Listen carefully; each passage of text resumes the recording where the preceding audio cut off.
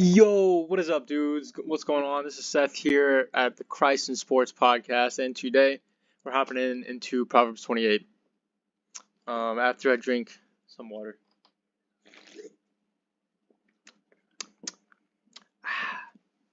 Delicious. Anyway, 28, verse 1. The wicked flee when no one is pursuing them, but the righteous are as bold as a lion. Sorry, someone's messaging me. Month-long study of Ruth. That's wild. When a land is in rebellion, it has many rulers, but with a discerning and knowledgeable person, it endures. Pause. This is important context-wise because Solomon's writing this, and it's funny because when a land is in rebellion, so the land of Israel in 1st and 2nd Samuel, 1st and 2nd Kings, the land of Israel ends up rebelling against God. They commit idolatry. There's so much prostitution within the land. It's just a sinful time where they're rebelling against God. And what ends up happening is the kingdom of Israel splits into two kingdoms of Israel and Judah. And there's so many rulers and so much civil war happening because of the rebellion, because they're rebelling against God. But when they had a discerning and knowledgeable person as their leader named David and Solomon, the kingdom endured. Kind of like a leader of a team, and that team is good.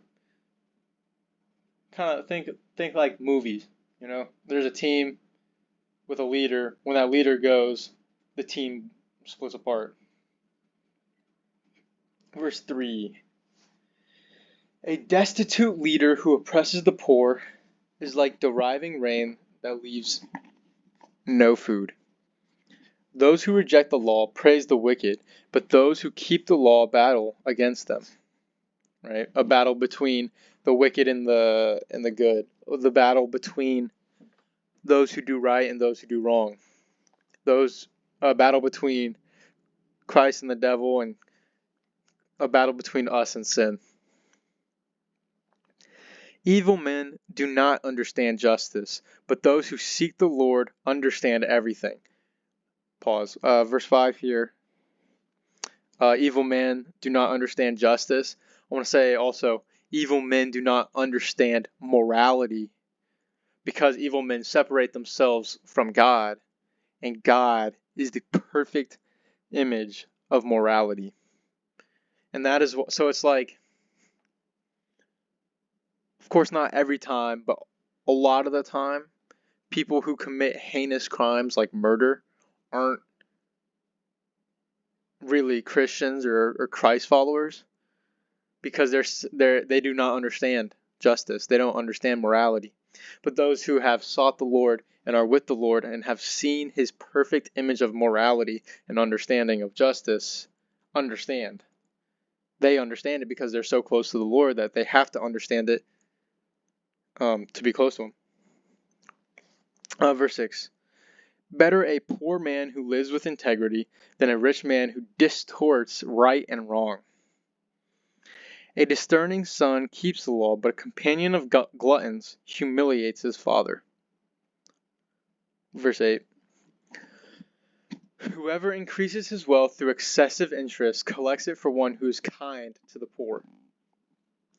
Anyone who turns away his ear away from hearing the law, even his prayer is detestable. It's kind of like a person, you're telling them, hey, dude, this is how you throw 100 miles an hour. And they're just not listening to you. Yeah, well, when they come back and they're begging you to help, dude, I told you the answers, but you turned away from me. So it's like, earlier in the, I think it's chapter 3 or 5 of Proverbs here, where we learned that, or we talked about where wisdom will laugh at you in calamity when you had turned you away from it. And so in the same way, God will find your prayer detestable because you turned away from him earlier when he was trying to give you the answers. Verse 10. The one who leads the upright into an evil way will fall into his own pit, but the blameless will inherit what is good. Drink some more water. I'm all out of water. A rich man is wise in his own eyes, but a poor man who has discernment sees through him. When the righteous triumph, there is great rejoicing, but when the wicked come to power, people hide themselves. We talked about this earlier as well. Strong men create good times create weak men create hard times create strong men. And in those good times, there's great rejoicing. Because the strong men are in, the righteous are the strong men, and they create good times, and there's great rejoicing. The great rejoicing causes weak men, wicked people, and they create hard times, which creates the situation of people hiding themselves. 13. The one who conceals his sins will not prosper, but whoever confesses and renounces them will find mercy.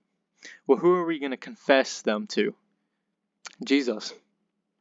Jesus says, come to me, and I will give you mercy.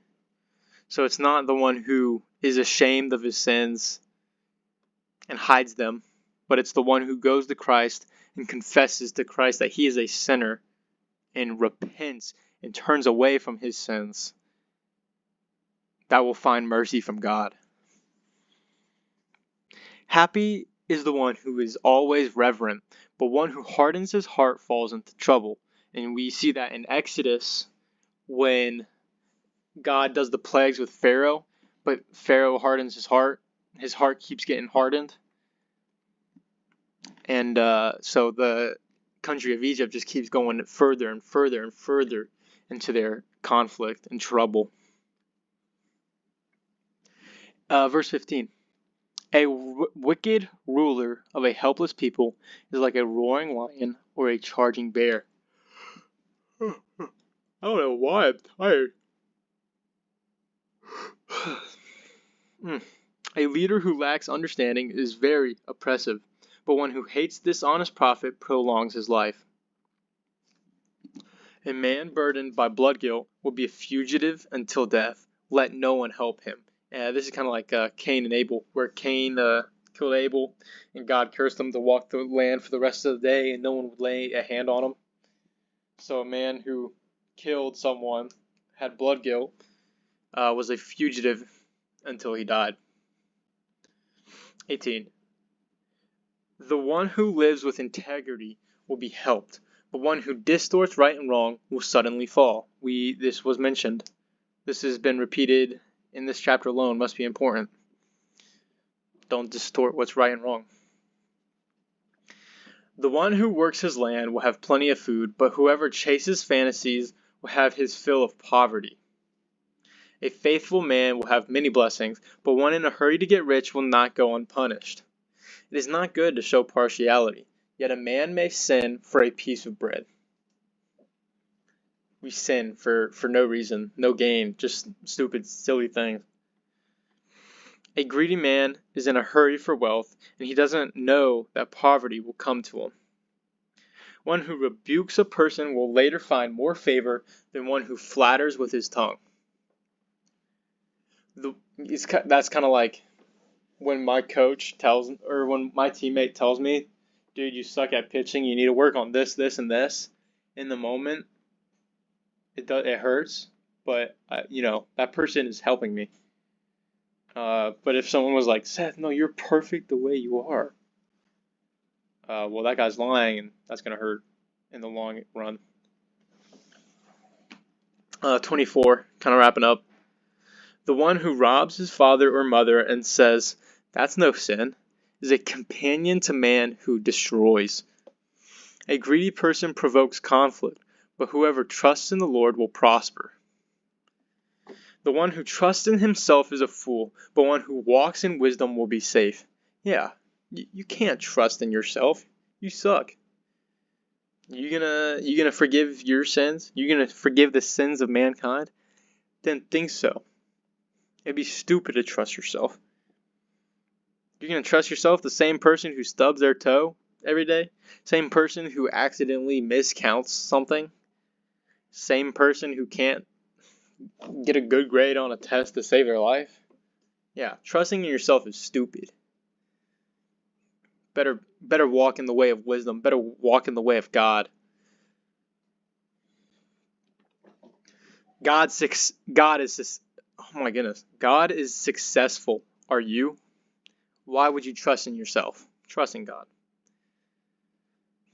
27.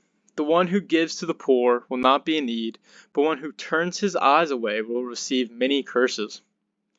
When the wicked come to power, people hide, but when they are destroyed, the righteous flourish. Alright, ladies and gentlemen, that is it today for Proverbs 28. If you have any questions, comments, or concerns, or prayer requests, I'd love to hear from you. I'd love to talk to you. You can drop them in the comment section below, or you can follow me at Christ_and sports on Instagram. I'd love to hear from you. Toodaloo.